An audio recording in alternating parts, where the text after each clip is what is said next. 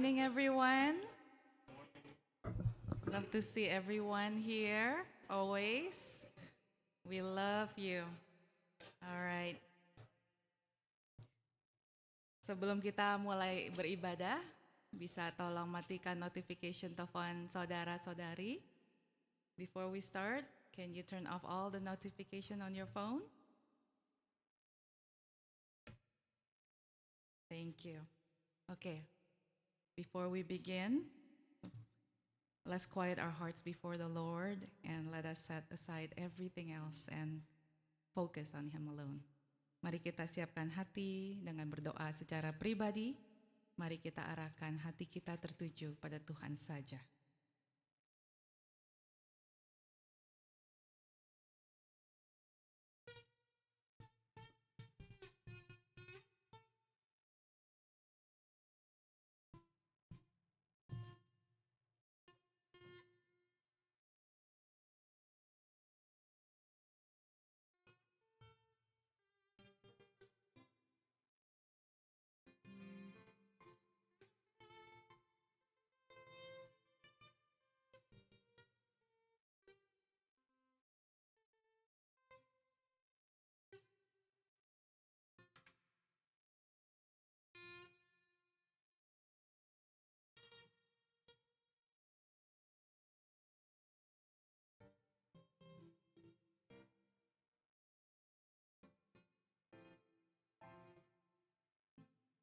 Mari kita bangkit berdiri, please stand. Mari kita mendengarkan panggilan beribadah yang diambil dari Mazmur 8 ayatnya yang ke-10. Let's hearken the call of worship. Ya Tuhan, Tuhan kami, betapa mulianya namamu di seluruh bumi. Terpujilah nama Tuhan. Mari kita angkat nyanyian penghormatan kita mau mempersiapkan hati kita dan kita mau arahkan mata kita kepada Yesus saja. Mari kita nyanyikan Turn Your Eyes Upon Jesus.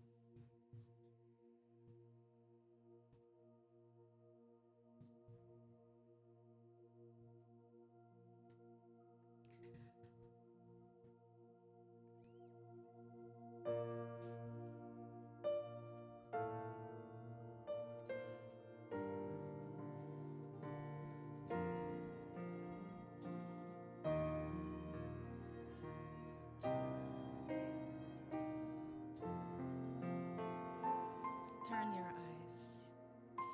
Turn your eyes upon Jesus. Look full in His wonderful face, and the things of earth will grow strangely dim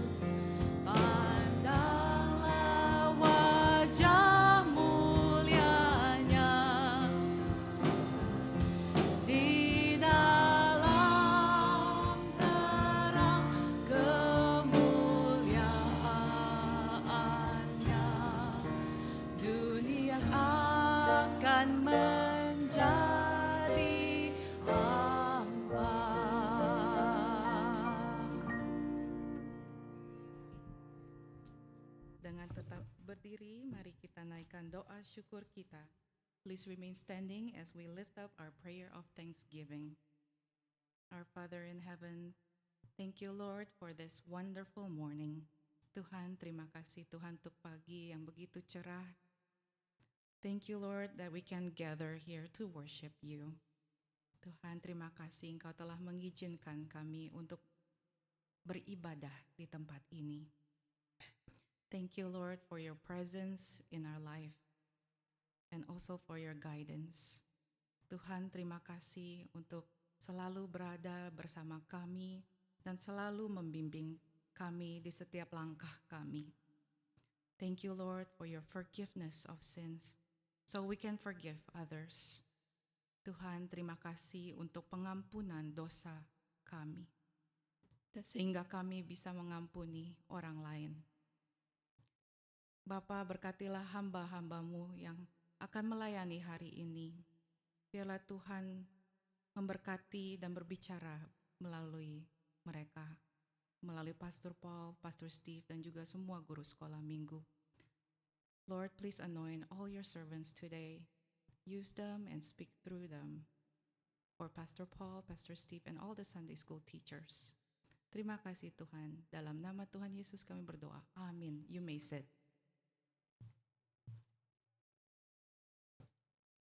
Mari kita dengarkan berita pengharapan yang diambil dari Matius 7 ayat yang ke-7. Let's listen the message of hope. Mintalah maka akan diberikan kepadamu, carilah maka kamu akan menemukan, ketuklah maka pintu akan dibukakan bagimu. Sungguh besar kasih Tuhan pada kita, sehingga kita boleh meminta apapun, segala hal yang besar ataupun yang kecil. Dia selalu mendengarkan doa kita. Praise the Lord, we can ask Him for anything small or big. He will listen and listen to our prayer. Mari kita naikkan lagu syukur kita. Bapa, ku naikkan syukur. Lalu kita lanjutkan dengan terima kasih Tuhan.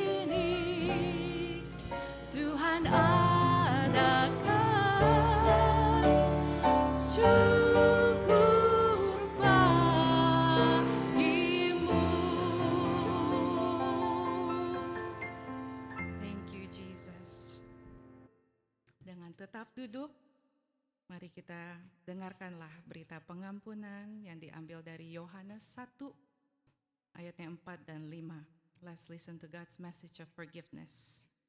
Di dalam Dia ada hidup, dan hidup itu adalah terang bagi manusia. Terang itu bercahaya di dalam kegelapan, dan kegelapan itu tidak menguasainya. Mari kita mau menyanyikan lagu Ajar Kami Tuhan untuk meminta Tuhan supaya Tuhan berbicara melalui firman Tuhan. Mari kita bersama-sama nyanyikan Ajar Kami Tuhan. Let's sing the song Ajar Kami Tuhan.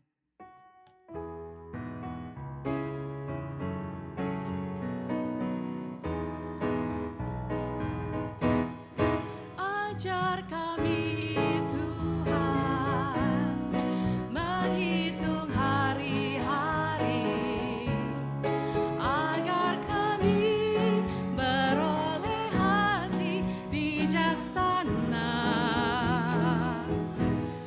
Ajar kami Bapa hidup dalam jalan-Mu, agar kami rencana-Mu ajar kami Tuhan, sekali lagi.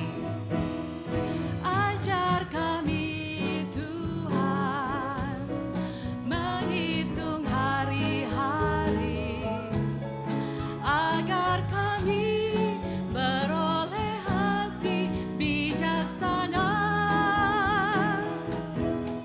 Ajar kami Bapa hidup dalam jalan-Mu, agar semua rencana-Mu digenapi. Mulialah nama-Mu, mulialah nama-Mu Tuhan, dan ajar jalan-Mu.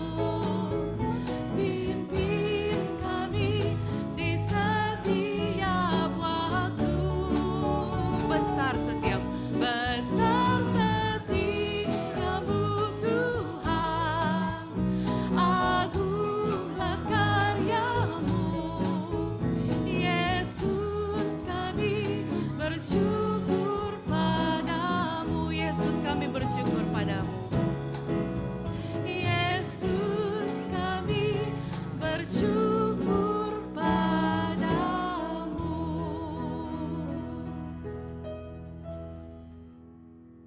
Sebelum kita masuk dalam firman, kita ingin mendengarkan persembahan pujian. Before we enter to the sermon, we want to listen to an offering of praise by Ibu El Sumarau and kawan-kawan. The song called When the Roll is Called Up Yonder, kalau bunyi sangkakala.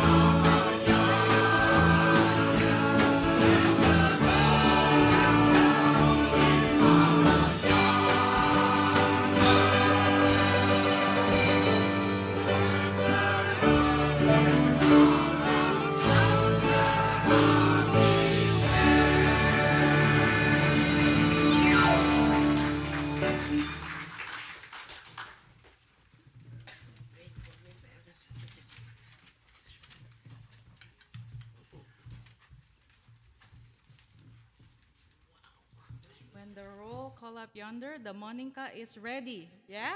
Yeah. It's beautiful. 3 generations sing together, praising the Lord. Amen. Mari kita mau datang pada Yesus Tuhan untuk mengakui dosa kita dan membawa permohonan kita kepadanya. Let's confess our sins and bring our petitions before Him.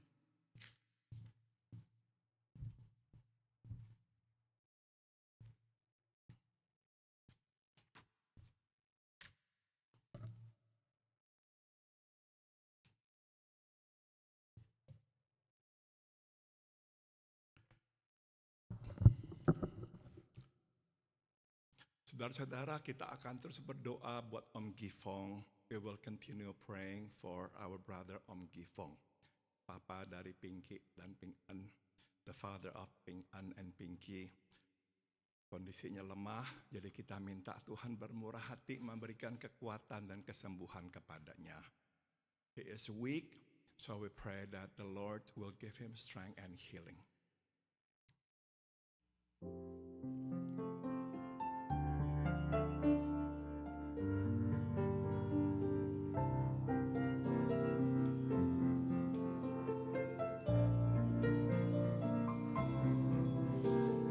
Nama Yesus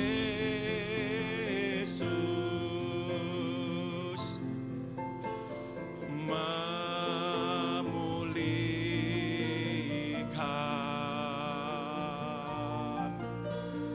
Nama Yesus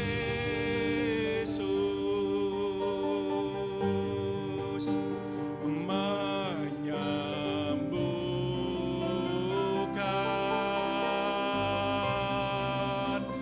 Nama Yesus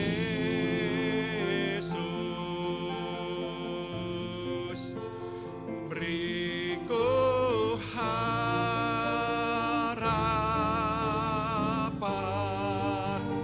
ku menang bersamamu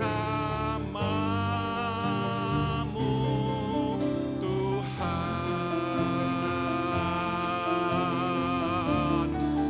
The name of Jesus,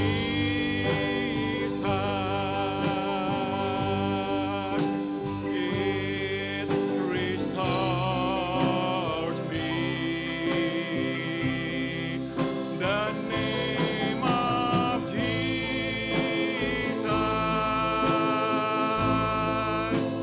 oh, it heals me. The name of Jesus, it gives me hope and strength. With you, Lord, I shall rise and overcome.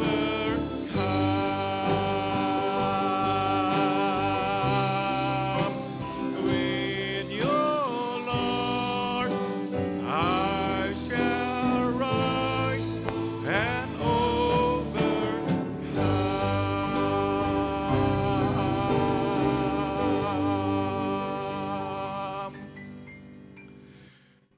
Selamat pagi Bapak dalam surga. Good morning our Heavenly Father. Terima kasih Engkau membawa kami masuk ke dalam rumah-Mu untuk berbakti kepada-Mu. Thank you for bringing us into your house to worship you today. Kami naikkan syukur kepada-Mu atas segala berkat yang Engkau curahkan atas hidup kami di hari-hari yang lampau. We give you thanks for all the blessings that you have poured upon us in the days past. Kami juga bersyukur karena tangan Tuhan senantiasa menopang kami. We also thank you, Father, because your hands have always sustained us. Kami juga naikkan syukur tatkala kami lemah, Engkau memberikan kekuatan kami kepada kami kembali. We thank you in times of weakness, you gave us strength. Dan waktu kami berputus asa, Engkau memberikan pengharapan. In times of despair, you gave us hope. Bapa dalam surga, kami juga datang mengakui kami semua orang-orang berdosa. We also come before you to confess that we are all sinners. Kami sudah tahu kehendak-Mu, tapi kami tidak selalu melakukannya. We already knew what your will was, but we did not always obey you.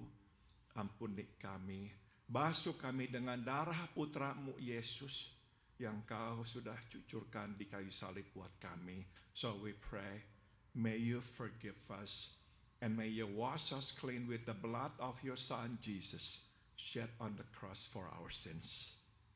Bapa, kami naikkan doa buat Om Gifong yang terbaring lemah. Kami mohon biar firman-Mu, kekuatan-Mu masuk ke dalam hatinya. Dan biar tangan-Mu menjamah tubuhnya, memberikan kepadanya kekuatan dan kesembuhan. We pray for our brother Om Gifong, who is now in bed. He's weak, Lord. So we pray, may your words come upon his heart to give him assurance and comfort. And may your hands be placed upon his body to give him strength and healing. Bapa, kami juga terus berdoa buat saudara kami Herwi di Indonesia, biar Tuhan sembuhkan, biar Tuhan perbaharui semua sel dalam tubuhnya, sehingga dia boleh kembali sehat. We also pray for our sister Herwi in Indonesia. May you replenish her cells, renew them, so she will be healthy again. Kami juga terus berdoa buat Anyao, biar Tuhan terus sembuhkan, berikan kepadanya kekuatan. We pray for our brother Anyao that you also touch him and heal him. Dan kami juga terus berdoa buat Stephanie dan Mira. Biar Tuhan terus beri kepada mereka kekuatan dan kesehatan. And we also pray for Stephanie and Mira that you will continue to keep them strong and healthy. Bapa, kami juga berdoa buat saudara kami Kokoy, supaya Tuhan juga terus kuatkan tubuhnya dan sembuhkan dia dari sakit penyakit. We also pray for our brother Kokoy, that you will also touch him and heal him, Father, that he'll be healthy again.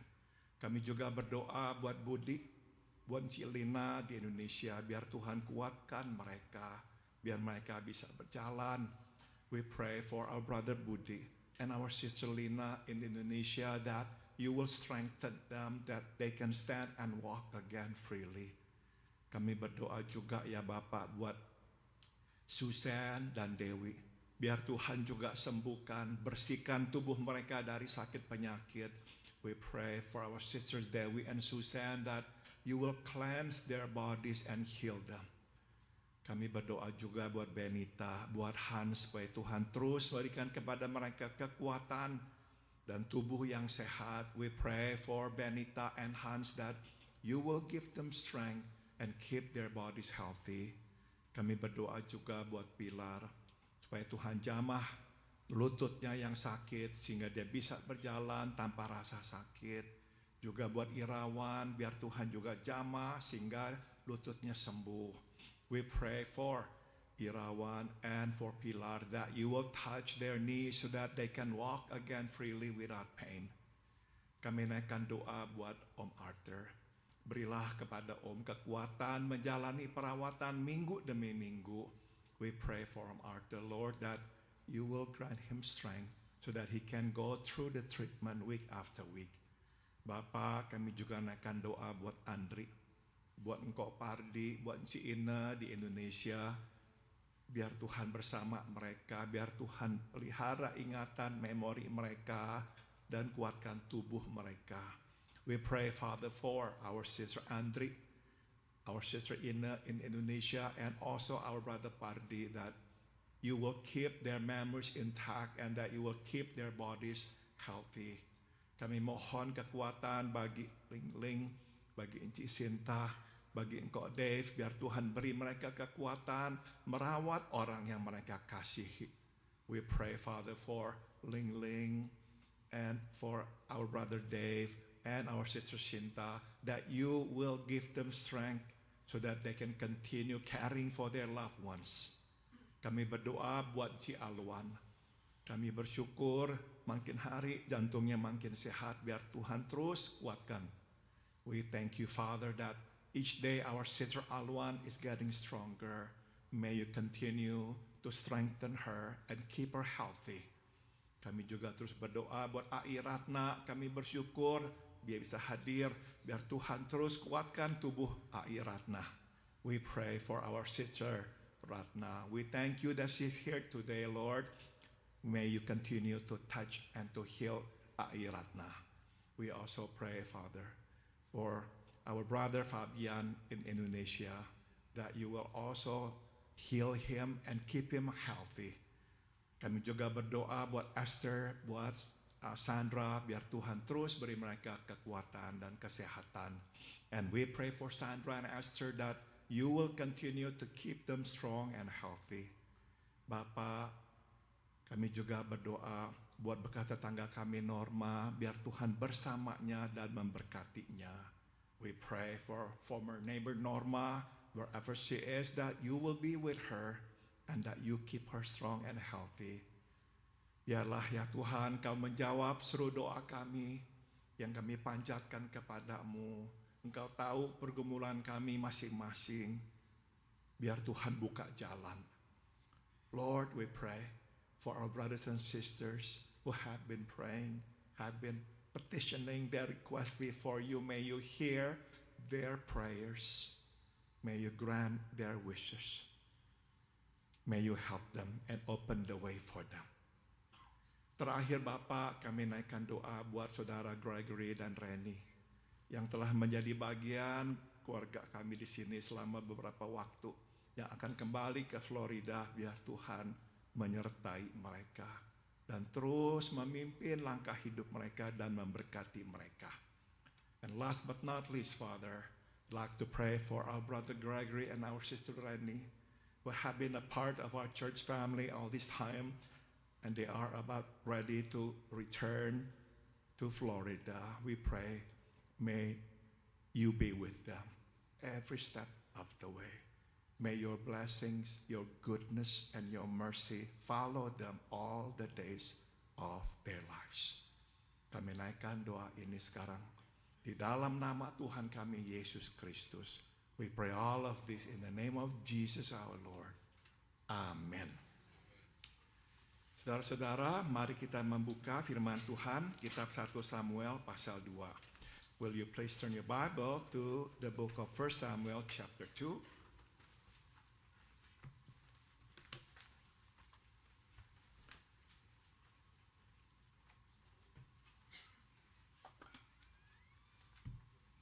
Mari kita membaca mulai ayat 27 hingga ayat 29, and we are going to read verse 27 to verse 29.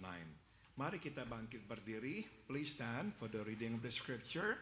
Saya membaca ayat 27, saudara 28, bersama-sama ayat 29. I'll read verse 27, you will read verse 28, and we'll read verse 29 together.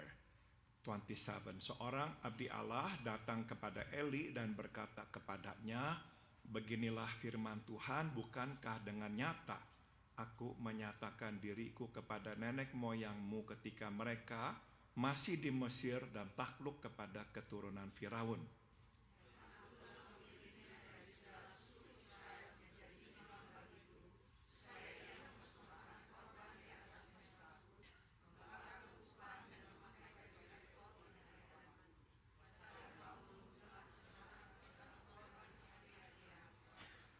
Together, mengapa engkau memandang dengan loba kepada korban sembelihanku dan korban sajianku yang telah kuperintahkan, dan mengapa engkau menghormati anak-anakmu lebih daripadaku, sambil kamu menggemukkan dirimu dengan bagian yang terbaik dari setiap korban sajian umatku Israel. Silakan duduk, you may be seated. Saudara-saudara, untuk memulai, saya akan kembali memperlihatkan kepada saudara 3 set ayat-ayat yang mengkontraskan anak-anak Eli dan Samuel, anak adopsi Imam Eli. To start off, let us look at the 3 sets of verses that highlight the contrast between Eli's sons and Samuel, the adoptive son of Eli.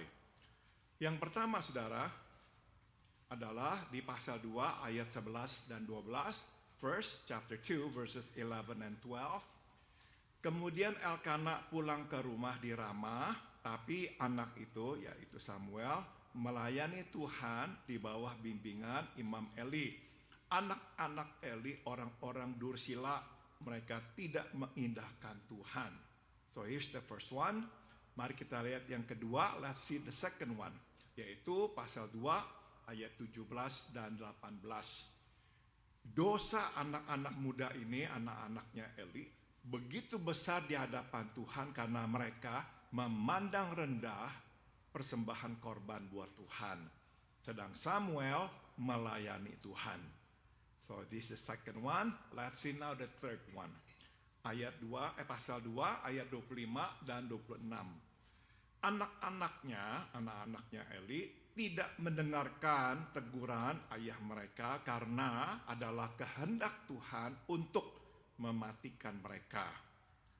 Namun anak Samuel terus bertumbuh, makin besar, makin disukai baik oleh Tuhan maupun oleh manusia. Saudara, 3 kali Tuhan mengkontraskan, membandingkan anak-anak Eli dan Samuel. Dan saya yakin ini bukanlah suatu kebetulan. 3 times God contrasts the sons of Eli and Samuel. And this, I believe, is not accidental. Saudara, bukan saja Tuhan ingin kita melihat perbedaan antara anak-anak ini, yaitu yang tidak taat kepada Tuhan dan yang taat kepada Tuhan, yaitu mereka yang tidak mengindahkan Tuhan dan mereka atau dia yang menghormati Tuhan. Tapi Tuhan juga ingin memperlihatkan kepada kita bahwa anak-anak Eli telah menghabisi kesabarannya. Not only does God want us to see the difference between these young men, between those who disobey him and obey him, and between those who dishonor him and honor him, but God also wants to show us that the sons of Eli have exhausted his patience. Singkat kata, inilah saat buat Tuhan bertindak. It's now time for him to act. Nah, mari kita sekarang berhenti dan memetik pelajaran yang pertama. Let us now pause and draw our first lesson, yaitu saudara, Tuhan tidak menunggu kita selamanya. God does not wait for us forever. Saudara, biasanya Tuhan menunggu kita untuk bertobat. Ya, God usually waits for us to repent. Hanya kadang-kadang Tuhan tidak melakukan itu. Except in rare cases, he doesn't. Nah, di masa menunggu inilah biasanya Tuhan memberikan tegurannya dan memanggil kita untuk bertobat. It is during this time of waiting that God usually warns us and calls us to repent. Nah, ini bisa berlangsung untuk satu waktu yang lama sampai kita seringkali menyimpulkan bahwa Tuhan membolehkan kita melakukan apapun yang kita sedang lakukan. This can go on for a long time, so long that we conclude that it is okay with God for us to continue doing whatever it is that we are doing. Nah, di masa inilah, di masa Tuhan menunggu kita bertobat, kita justru makin tidak mengindahkan Tuhan. Dan kita mulai bersikap seakan-akan kitalah sendiri Tuhan. It is during this time of God's waiting for us to repent that we disregard God even more. And we begin to act as if we are God.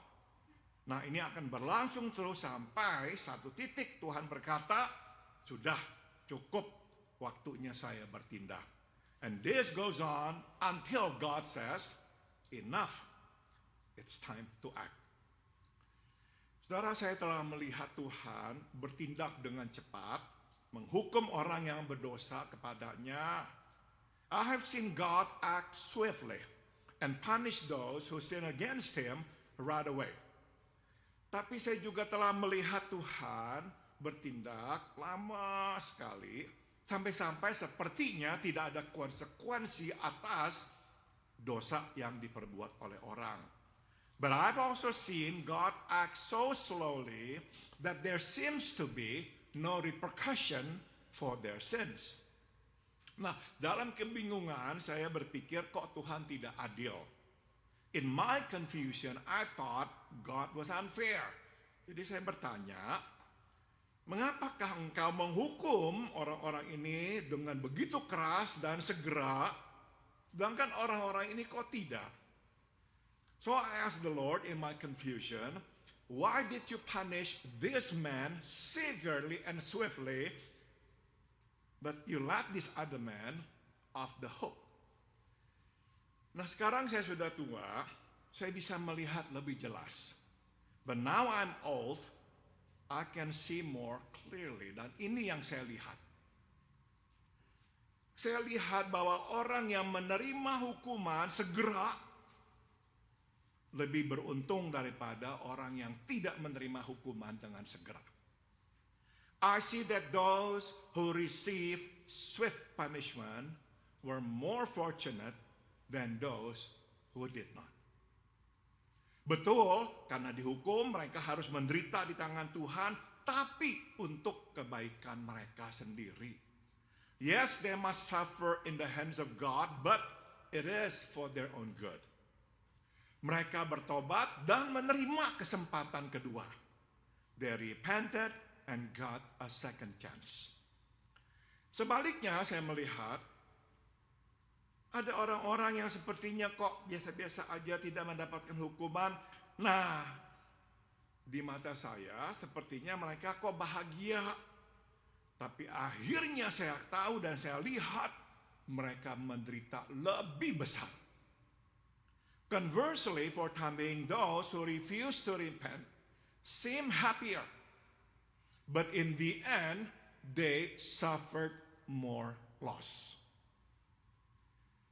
Jadi saudara, Tuhan tidak menunggu kita berubah atau bertobat selama-lamanya. Makin lama kita bertobat, makin besar kehilangan kerugian yang nanti kita harus tanggung. God does not wait for us forever. The longer we repent, the bigger the losses that will be incurred to us. Mari kita lanjutkan. Let's continue. Alkitab memberitahukan kita seorang hamba Allah datang diutus oleh Tuhan menghadap Eli. The Bible tells us that a man of God came to Eli the priest. Kita tidak tahu siapa orang ini, tapi saya mengagumi orang ini. We do not know what this man or who this man was, but personally I admire this man greatly. Kenapa? How can I not? Saudara, kenyataan dia namanya pun tidak disebut, menunjukkan bahwa dia bukan orang yang penting atau orang yang berpengaruh. The fact that he's not even mentioned by name shows that he was not a so-called important or influential man.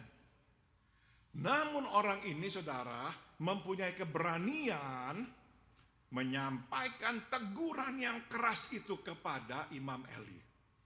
But this man had the guts to deliver a very strong message to Eli the priest. Ingat saudara, Eli bukan hanya kepala gereja saat itu, dia juga adalah kepala negara. Remember that Eli was not only the head of the church then, but is also the head of the state. Namun saya yakin ada satu alasan lain mengapa Tuhan memilih orang ini untuk menyampaikan teguran yang keras itu kepada Eli. But I believe there is another reason why God chose this man to deliver his strong rebuke to Eli. Yaitu untuk membandingkan, mengkontraskan dia dan Eli, to show a contrast between him and Eli. That's another reason why God chose this man.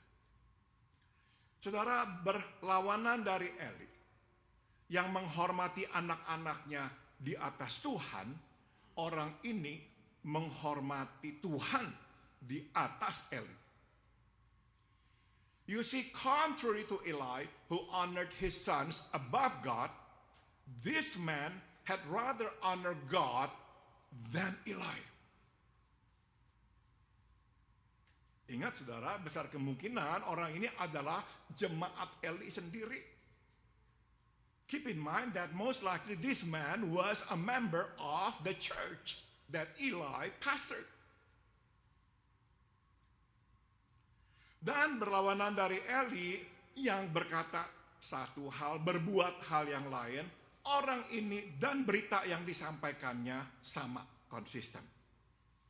And contrary to Eli, who said one thing and did another, this man and his message were consistent.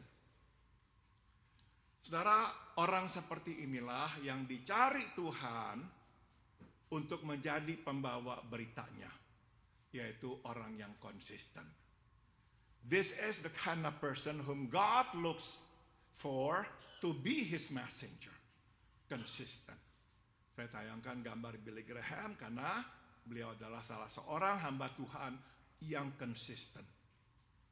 I chose the picture of Billy Graham because he's one of the men of God who live consistently.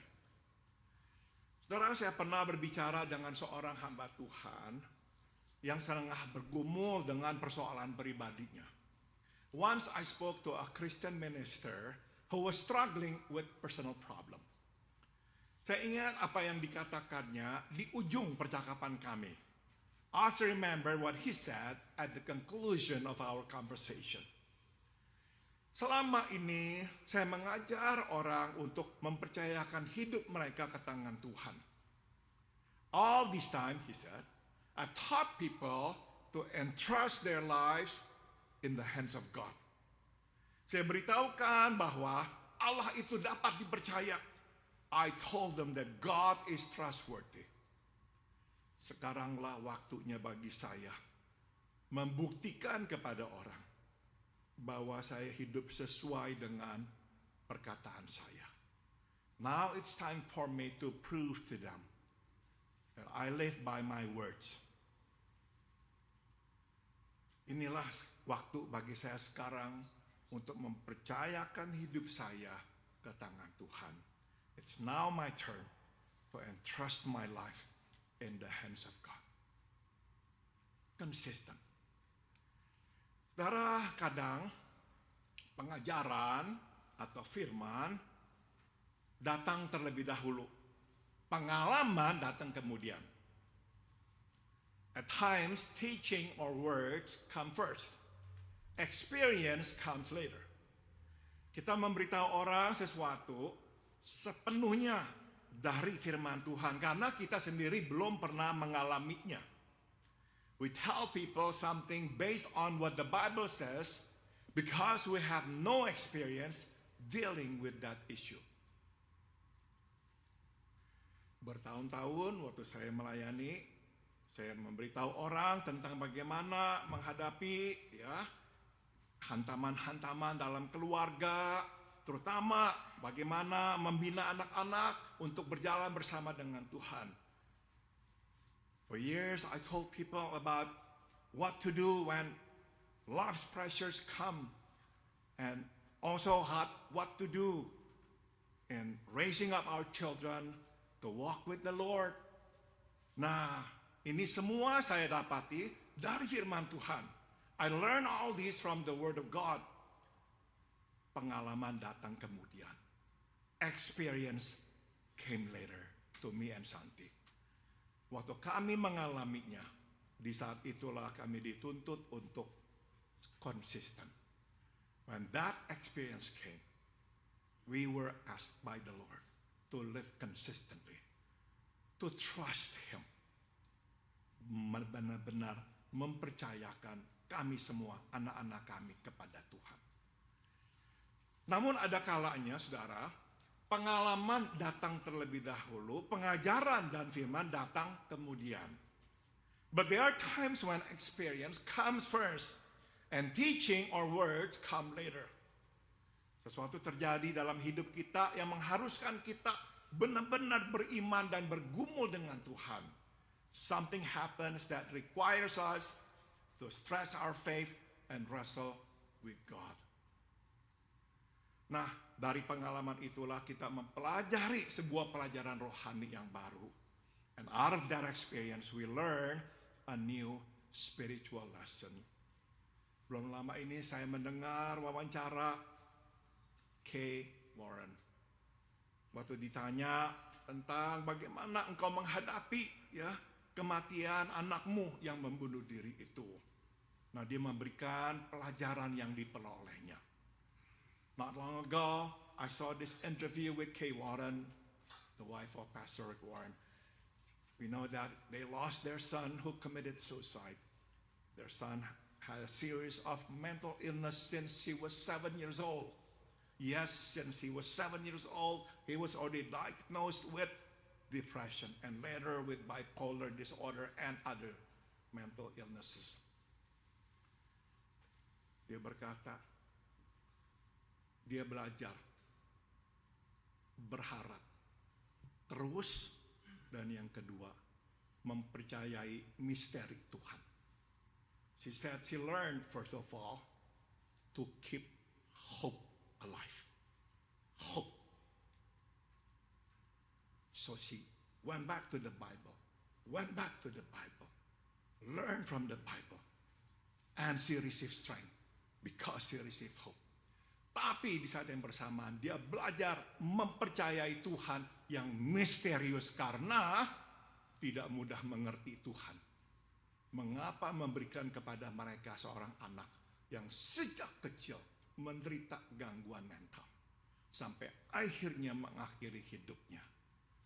But then she also learned about the mystery of God that she did not understand. Why God gave them a child. Since he was little, he had already suffered mental illness. And for many years, the son always said something about, I want to kill myself, I want to kill myself, I want to kill myself. Dan malam sebelum dia pulang dan akhirnya membunuh diri, dia makan bersama dengan orang tuanya, lagi makan bersama, tiba-tiba dia taruh kepalanya di meja dan dia berkata, saya capek. The night before he committed suicide, he had dinner with his parents. In the middle of the dinner, suddenly he just put his head over the table and just said, I'm tired.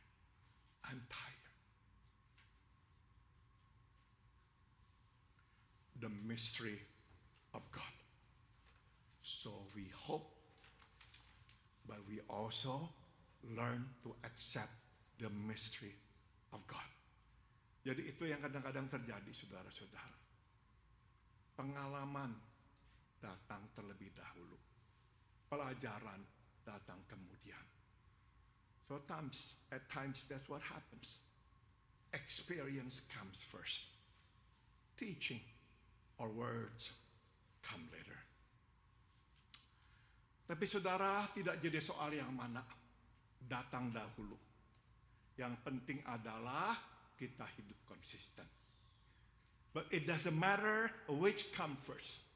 What matters is that we live consistent.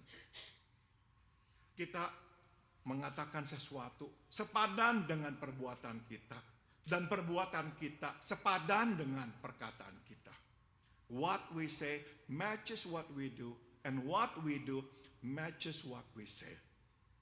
Nah, jadi inilah pelajaran kedua yang bisa kita petik. Here's the second lesson that we can draw. Saudara, berita akan berdampak besar bila si pembawa berita menjadi berita itu sendiri. Message becomes powerful when the messenger becomes the message itself. Yesus menjadi berita. Jesus, the messenger, became the message. Kita tidak bisa menjadi pembawa berita kasih bila kita tidak mengasihi orang. We cannot be a messenger of love if we are unloving. Kita tidak bisa menjadi pembawa berita kebenaran bila kita hidup dalam kebohongan. We cannot become messenger of truth if we are full of lies. Kita tidak bisa menjadi pembawa berita kekudusan bila kita hidup dalam dosa. We cannot become messenger of holiness if we live in sin. Dan inilah kejatuhannya Imam Eli. And this was the downfall of Eli the priest. Dia menyampaikan sebuah berita, tapi dia bukan pembawa berita yang baik, sebab dia sendiri berbagian di dalam dosa anak-anaknya. He delivered a message, but is not a good messenger because he himself took part in his son's sins. Tidak heran anak-anaknya tidak mendengarkan dia. It is no wonder that his sons did not listen to him. Itu sebab Tuhan harus memberikan kepada dia peringatan akan penghakimannya. Dan untuk itu Tuhan memakai seseorang yang tidak terkenal tapi konsisten. Hence God had to warn him of the coming judgment, and to do that God used an unknown yet consistent man. Jadi saudara, bila kita ingin dipakai oleh Tuhan secara efektif, mesti konsisten. So if we wish to be used by God effectively, be consistent. Kita harus menjadi berita itu sendiri. Be the message itself. Saudara, tidak ada tempat di mana kita akan diuji benar-benar dan diteropong dengan sangat-sangat jelas apakah kita hidup konsisten atau tidak selain di rumah sendiri, ya kan? There's no other place in which we can be monitored that closely than our own home. Apakah kita menjadi pembawa berita yang konsisten atau tidak konsisten dengan berita itu? Our family can see whether or not we have become the consistent messenger or not. Saudara, orang tua seharusnya berdoa dan berharap anak menjadi perpanjangan dirinya. Parents should pray and hope that they become, or our children become, the extension of us. Jadi bila kita mengasihi Tuhan, anak-anak kita mengasihi Tuhan. So if we love God, our children also love God. Saudara, jangan jadikan anak kompensasi diri kita. Do not make our children compensation of self. So remember, the goal is for our children to be the extension of self, not the compensation of self. Ada kalanya kita berkata, ya yang penting kan kita ngajarin yang benar, kita hidupnya ambur-adul juga nggak apa-apa, yang penting ajarin yang benar. Tidak bisa. We cannot say to our kids, well, you listen to what I say because what I say is good and right. Don't look at how I live. It doesn't matter. Oh, it does matter. It does matter. Bagaimana kita hidup, itu menjadi berita yang paling berdampak pada anak. Because you see, the way we live, how we live, becomes the most powerful message. Jadi ingat, jangan jadikan anak kompensasi diri. Saya nggak bisa ini, anak yang harus bisa. Saya kurang ini, anak harus lebih. So do not make it like, okay, because I cannot, then our children must be able to. because I was short in this, then you have to exceed this. No, they're not our compensation. They are to be simply our extension. Mari sekarang kita melihat peringatan yang Tuhan sampaikan kepada Eli. Now, let's delve into the warning that God delivers to Eli. Pertama, Tuhan mengingatkan dia bahwa Tuhanlah yang memilih dia dan leluhurnya orang-orang Lewi untuk melayani dia sebagai imam.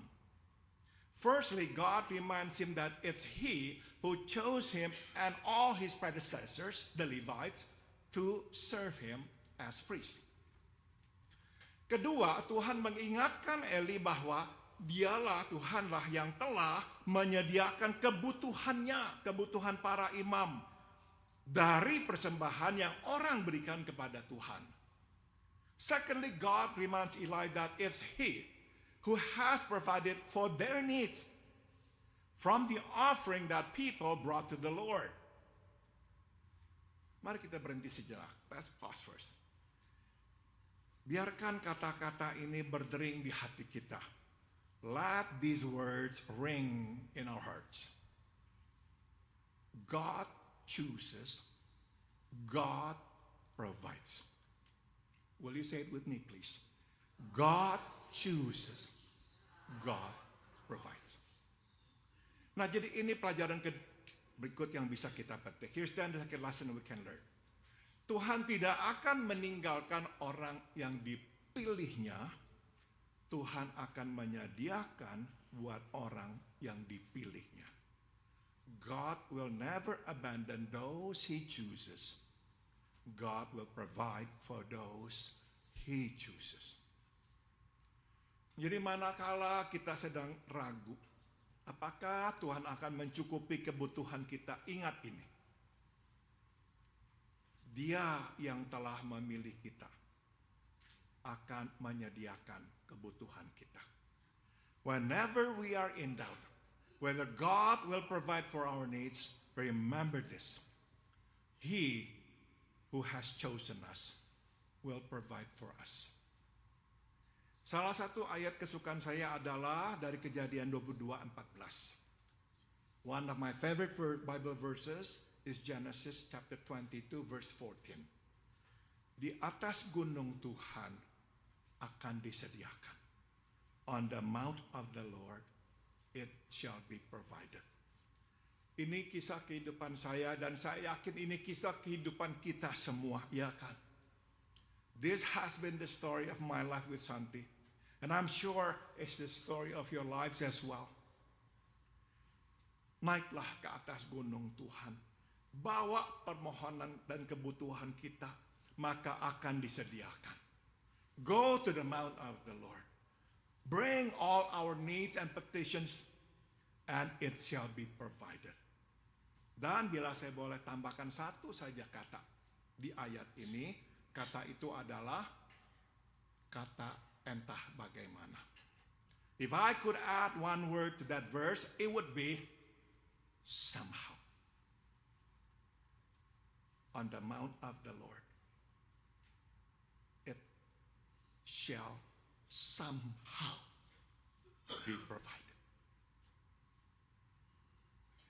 On the mount of the Lord, it shall somehow be provided.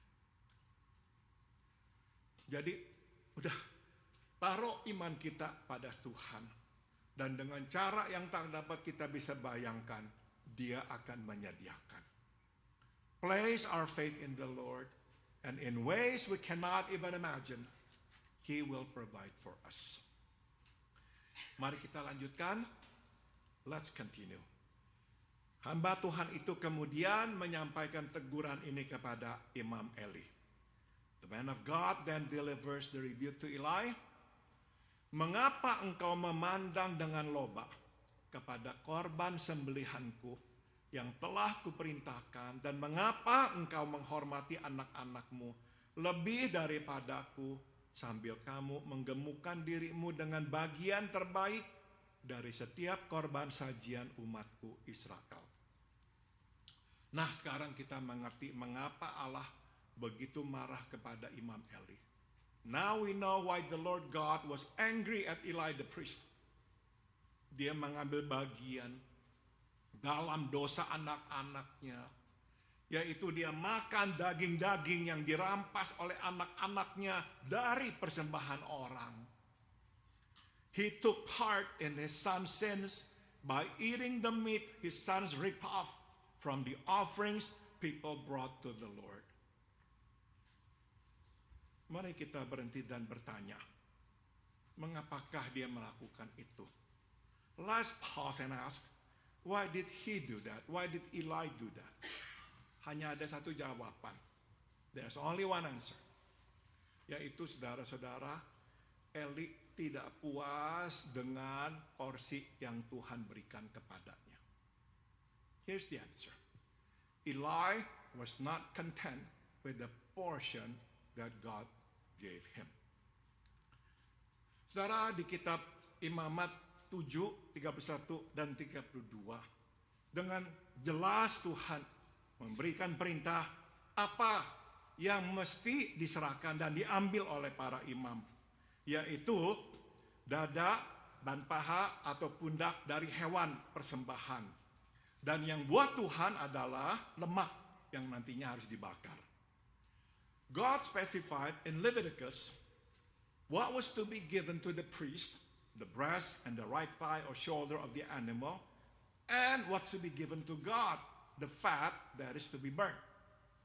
Sisa dari daging dikembalikan kepada orang yang membawa persembahan. The rest of the meat belongs to the person who brought the offering. Nah, tapi sama dengan anak-anaknya, Eli ini suka makan bagian daging-daging yang lainnya. But like his sons, Eli liked eating the other parts of the meat. Dia tidak puas. He's not content. Jadi saudara, kita belajar ini ya. Naik ke atas gunung Tuhan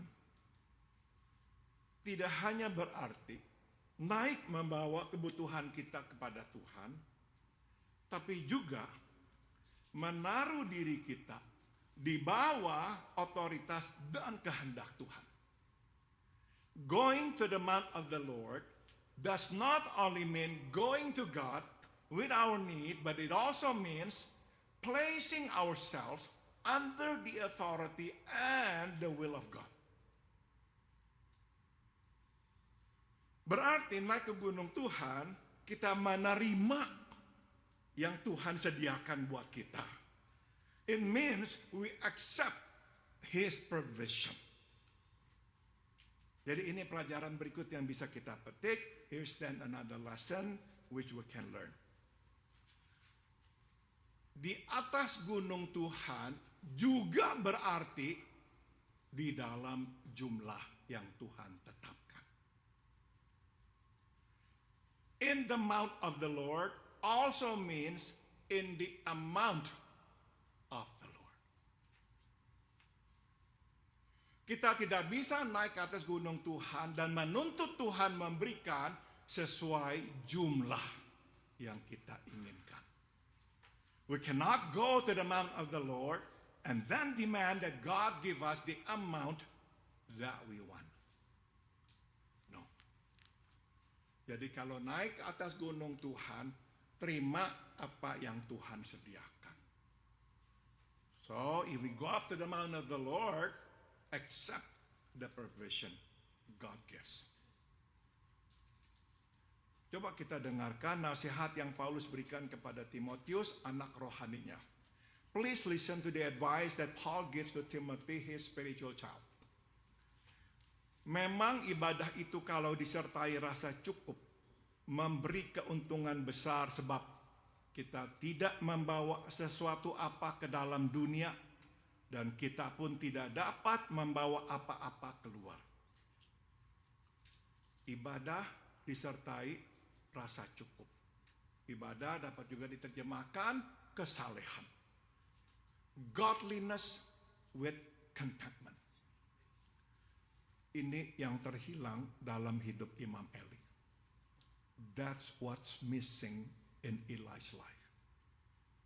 Dia saleh, tapi tidak puas. Yes, he's godly, but no, he's not content. Akhirnya bukan keuntungan besar, malah kehilangan besarlah yang dialaminya. In the end, instead of great gain, he suffered great loss. Inilah yang terjadi bagi siapapun yang tidak puas, yang selalu menginginkan lebih. That's what happens to those who are not content, who want more and more. Bukannya keuntungan besar, malah kerugian besar yang akan diderita. Instead of great gain, they suffer great loss. Jadi, belajar terima apa yang Tuhan sediakan. So learn to accept whatever God gives us. Sebelum saya akhiri, saya akan tinggalkan saudara dengan beberapa perenungan berikut ini. Before I conclude, let me leave you with these thoughts. Saudara, dua dosa Eli adalah, pertama, dia menyepelekan persembahan buat Tuhan. Dan kedua, dia menghormati anak-anaknya di atas Tuhan. The two sins that Eli committed were, A, he scorned the offerings of the Lord, and B, he honored his sons above God. Mari kita perhatikan keduanya. Let's look at each of these sins closely. Sama seperti anak-anaknya, Eli itu tidak langsung mengambil persembahan orang. Like his sons, Eli did not take the offerings from the people directly. Bagaimana kita ingat anak-anaknya menyuruh pelayan mereka yang mengambil daging itu dari orang. As you recall, his sons sent their servants to take the meat from the people. Eli tidak menyuruh pelayannya, tapi secara dia langsung dia menyuruh anak-anaknya yang mengambil daging itu. Eli did not send his servant through, but he indirectly sent his sons to take the meat for him. Dua-dua Eli dan anak-anaknya cuci tangan. Mereka menyuruh orang yang melakukan kerja kotor itu buat mereka. Both Eli and his sons washed their hands. They had someone else do their dirty work. Mereka lupa, mereka tidak bisa membohongi Tuhan. They forgot. They could not fool God.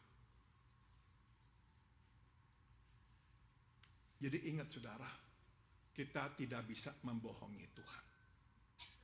So keep in mind, we cannot fool God. Kita bisa membohongi orang, tidak bisa membohongi Tuhan. We can lie to people. Well, we cannot lie to God. Berikut. Nah, bagi Tuhan jadinya tidak ada bedanya. Dua-dua merampas milik orang. Dan ini yang penting. Mereka kehilangan kekudusan Tuhan. To God, what they did made no difference. They ripped people off and they had lost the sacredness of God. Jadi ini yang mesti kita jaga. Jangan sampai kita kehilangan kekudusan Tuhan di dalam pelayanan kita. So this is what we must guard against. The loss of the sacredness of God in our service to God. Betapa mudahnya kita kehilangan kekudusan yang kita perbuat buat Tuhan karena kita sudah melakukannya bertahun-tahun. Oh, how easily we lose the sacredness of what we do for God after doing it year in and year out. Kita begitu terbiasa melakukan yang kita lakukan sehingga kita tidak lagi melihat yang kita lakukan sebagai persembahan kudus buat Tuhan. We get so used to it that we give little thought that it is a holy offering to God.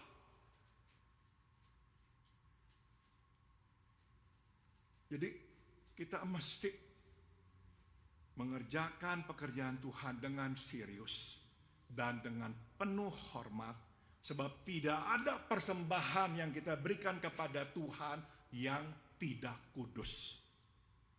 So we must take the work of God seriously and respectfully. No offering is unholy.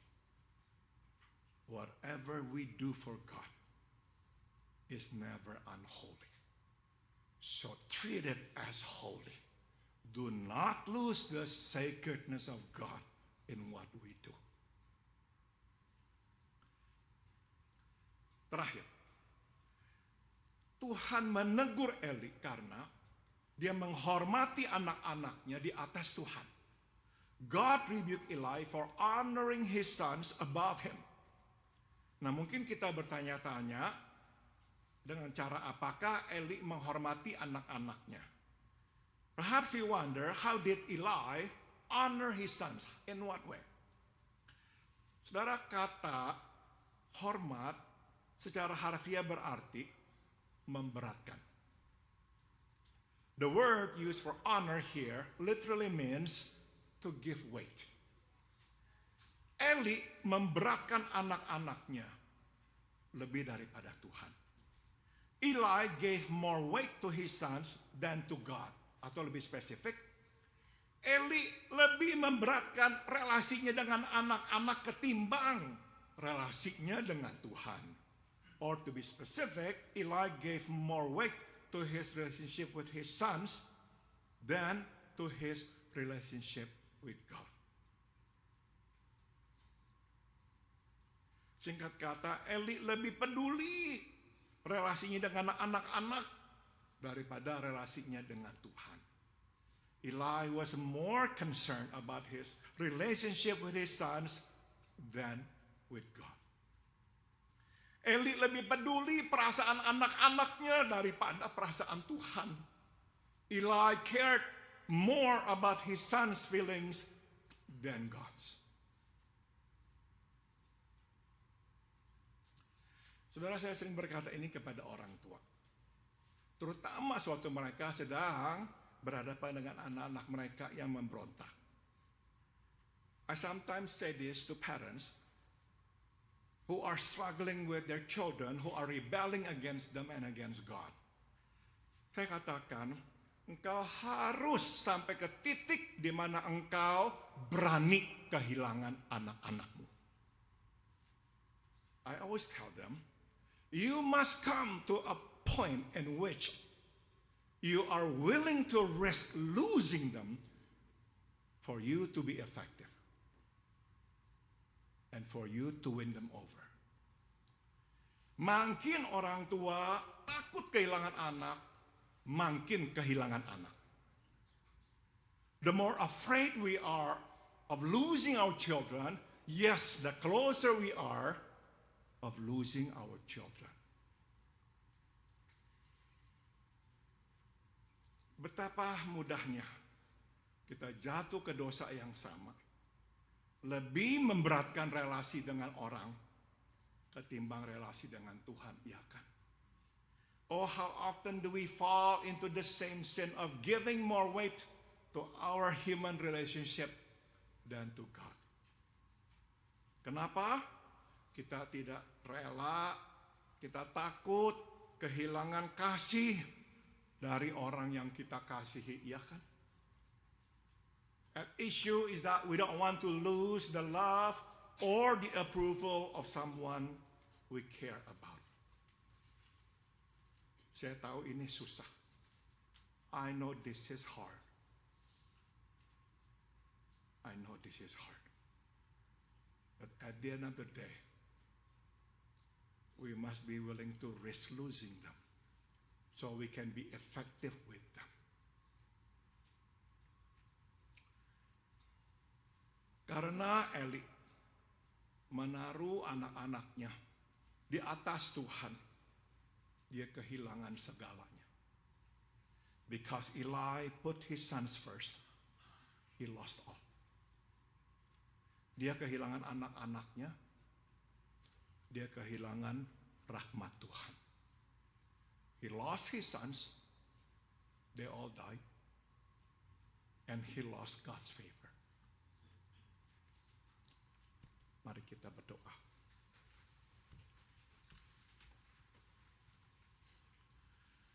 Bapa dalam surga, kami tahu kami berat untuk kehilangan orang-orang yang kami kasihi. Itu sebab kadang kami berkompromi. Kami menempatkan relasi dengan orang di atas relasi denganmu. Lord, I speak for myself, and perhaps I speak for a lot of people here. It's so difficult to put you first over our relationships with those we love, especially our children. Namun Tuhan, kami belajar hari ini kami hanya bisa efektif dipakai oleh-Mu dan membawa mereka kembali kepadamu bila kami rela kehilangan mereka dan menempatkan Engkau di atas mereka. But today we learn, Lord, to put you first and to have more chances of winning them over. We must be willing to risk losing them. Terima kasih telah mengingatkan kami. Thank you for reminding us today. Dalam nama Tuhan Yesus kami berdoa. In the name of Jesus we all pray.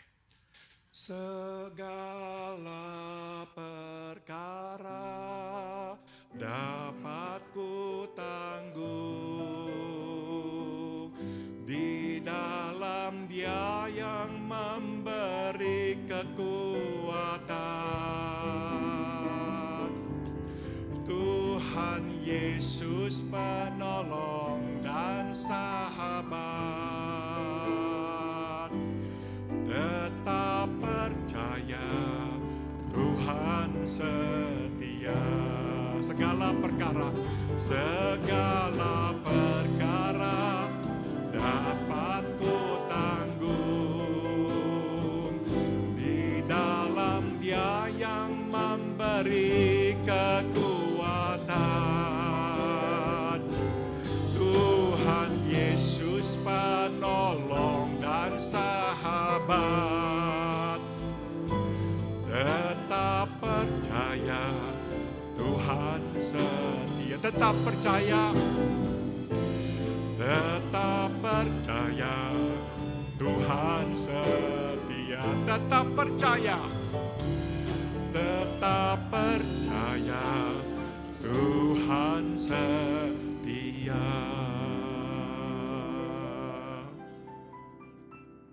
Amin.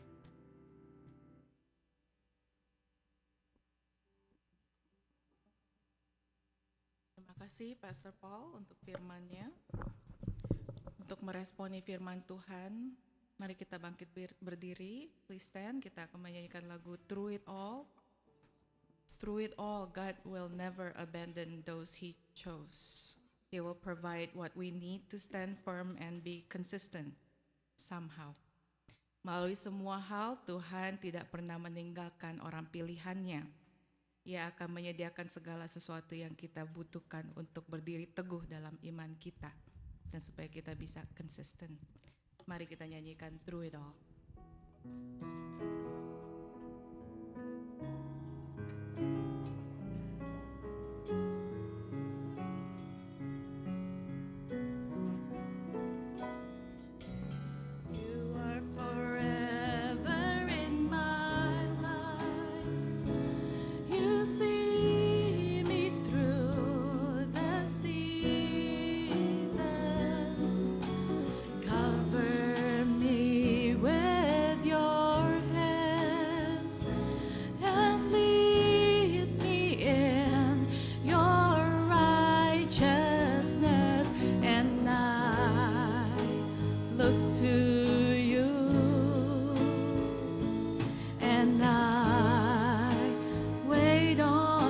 Katakan sekali lagi, you are forever. You are forever in my life. You see me through the season.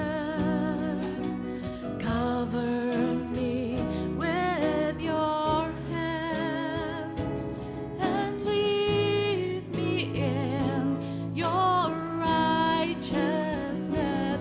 And I look to you, and I wait on you. I sing to you, Lord. I sing to you, Lord, a hymn of love for your faithfulness to me. I'm carried in everlasting arms. You never let me go through it all.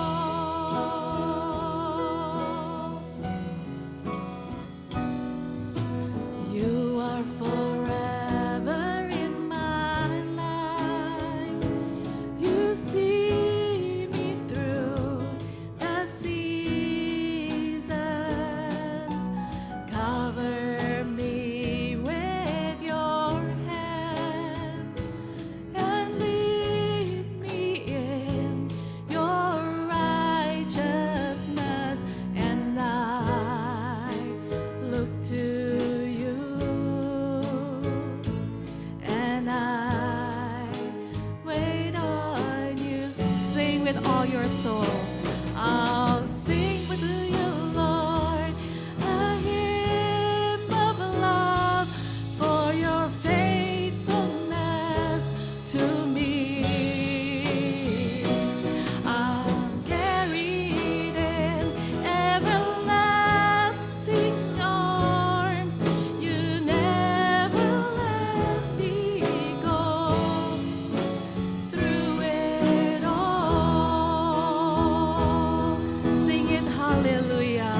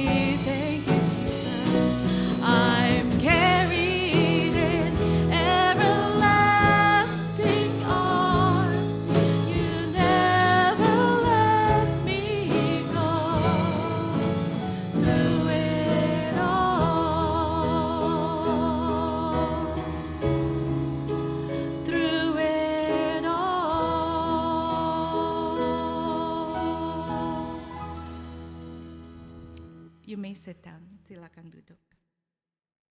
Sekarang mari kita memberi persembahan syukur kepada Yesus Tuhan dan Gembala kita yang telah memberkati dan memelihara hidup kita.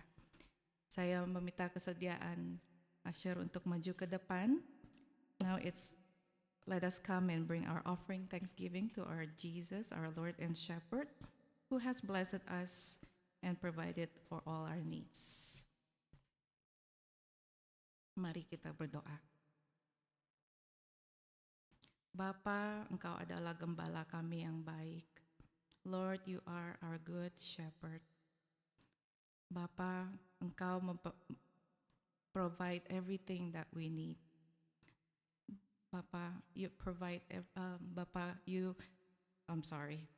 Engkau telah mempersediakan semua yang kami butuhkan. Tuhan, kami datang dengan hati bersyukur dan kami ingin memberikan sebagian yang Tuhan telah berikan. Our Lord, we want to give a little that you already give to us, Lord, with a grateful heart. Biarlah Tuhan boleh berkati semua yang akan kami berikan untuk memuliakan nama Tuhan saja. Lord, please bless this offering and may everything that we give is for your glory. Dalam nama Tuhan Yesus kami berdoa. Amin. Persembahan syukur akan diiringi oleh Ibu Randy Monica yang berjudul Ku Terhubung Denganmu.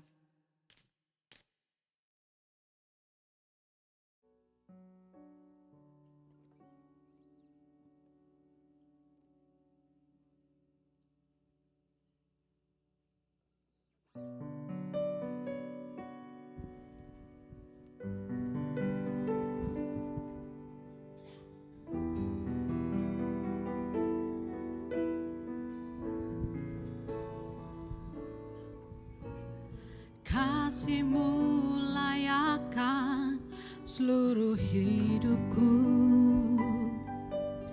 mampukan ku melakukan yang Kau inginkan.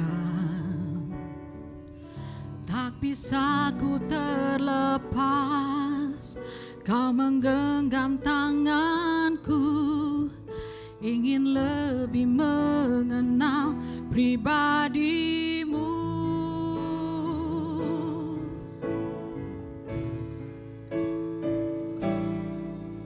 Ku terhubung denganmu, selalu melekat di hatimu.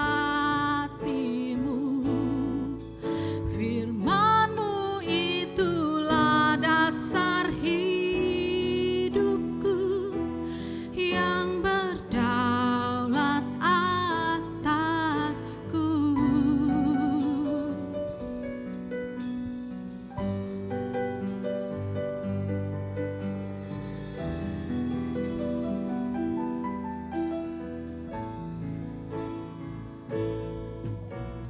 Kasih-Mu layakkan seluruh hidupku, mampukan ku melakukan yang Kau inginkan. Tak bisa ku terlepas, Kau menggenggam tanganku, ingin lebih mengenal pribadi-Mu. Ku terhubung denganmu, selalu melekat di hatiku. Firman-Mu itulah dasar hidupku yang berdaulat atasku.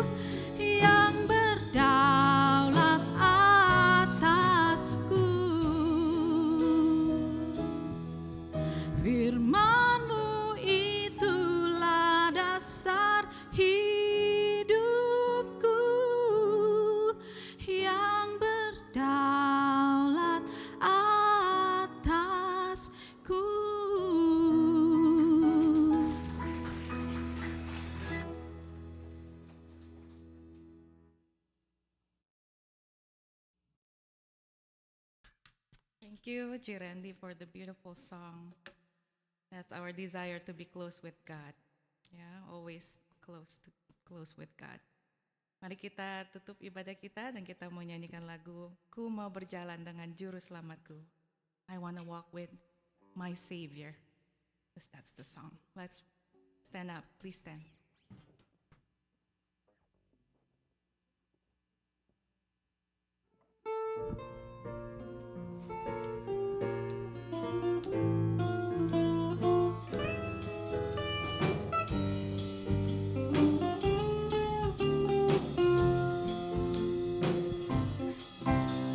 Ku mau berjalan dengan juru selamatku di lembah berbunga dan berair sejuk, yang mana juga aku mau mengikutnya sampai aku tiba di negeri. Maka ikut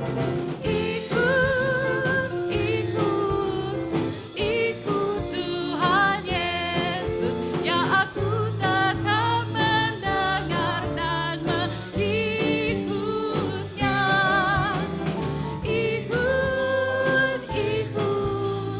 Ikut Tuhan Yesus, ya kemana juga ku mengikutnya.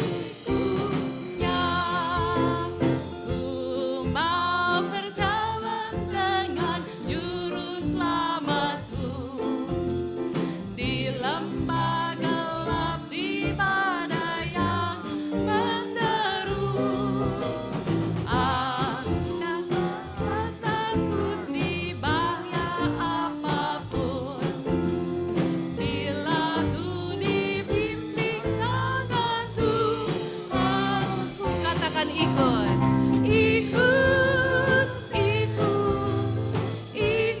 Tuhan Yesus, ya aku tetap mendengar dan mengikutnya.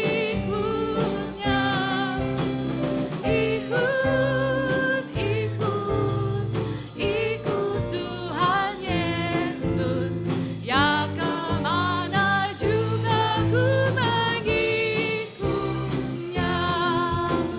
Bersama juru selamat hatiku teguh, di lembah dan bukit yang perlu ku tempuh. Tuhanku membimbing aku pada jalannya, yang menuju rumah Allah yang mekar. Katakan ikut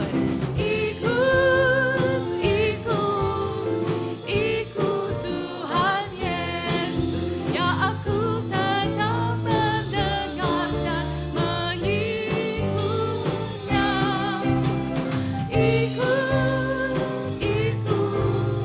Ikut Tuhan Yesus, ya kemana juga ku mengikutnya.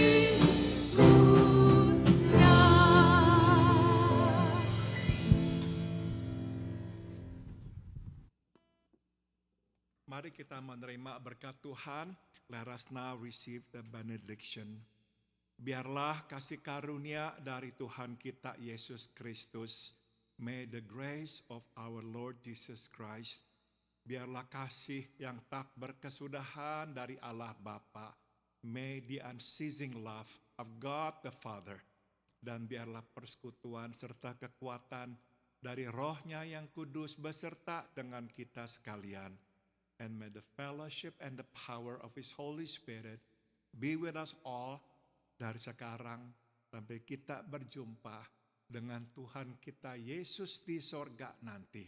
From now on, until we see Him face to face in heavens above. Amen.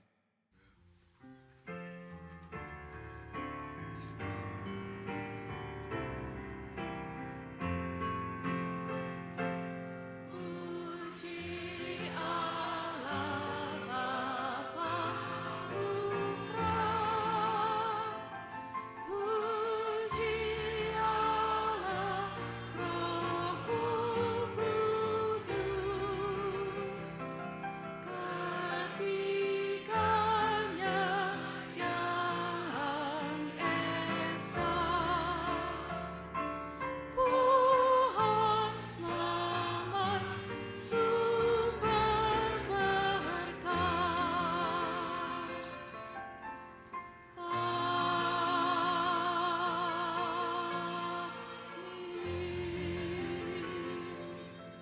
saudara boleh duduk.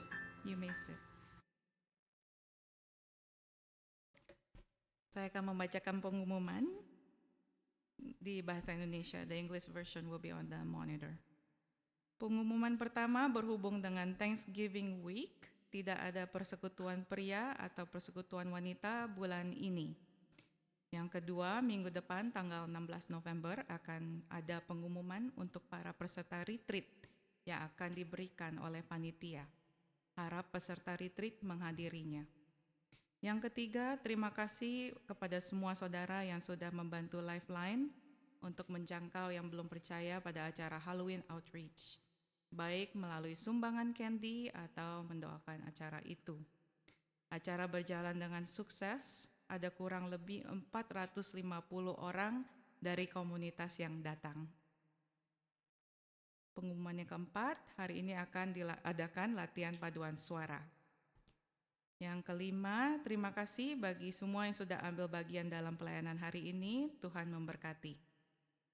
Yang terakhir, kami ingin menyambut saudara yang baru pertama kali datang beribadah hari ini. Ada kiranya boleh berdiri dan memperkenalkan nama saudara atau saudari. Atau mungkin yang temannya boleh membantu.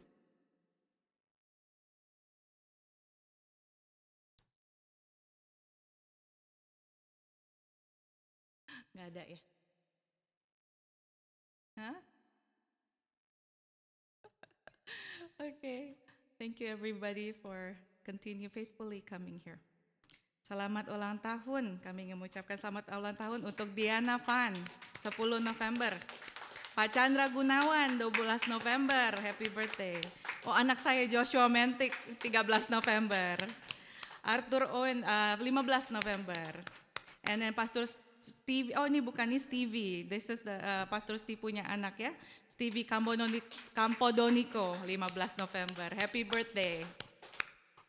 Oke, kehadiran minggu lalu dan persembahan minggu lalu tercantum dan juga mohon yang melayani minggu depan diperhatikan. Mari kita tutup dalam doa. Bapa kami di dalam surga, terima kasih Tuhan untuk firman-Mu yang sungguh menguatkan kami dan memberi kami direction. Our Lord, Father in heaven, thank you so much, Lord, for your word today that is strengthen us and also give us direction in what to do. Tuhan Yesus, kami juga mau berdoa untuk acara sehabis ini, kami akan menikmati hidangan dan juga fellowship. Biarlah Tuhan boleh memberkati waktu kami dan biarlah semua yang kami dengar dan kami katakan boleh menjadi berkat bagi orang lain. Lord, we also want to pray for the next fellowship. After this, we're going to enjoy the food and we're going to enjoy our fellowship together. Lord, please bless. So whatever we hear and whatever we say is for your glory and we can bless other people as well. Biarlah Tuhan boleh berkati kami semua. Terima kasih Tuhan. Dalam nama Tuhan Yesus kami berdoa. Amin.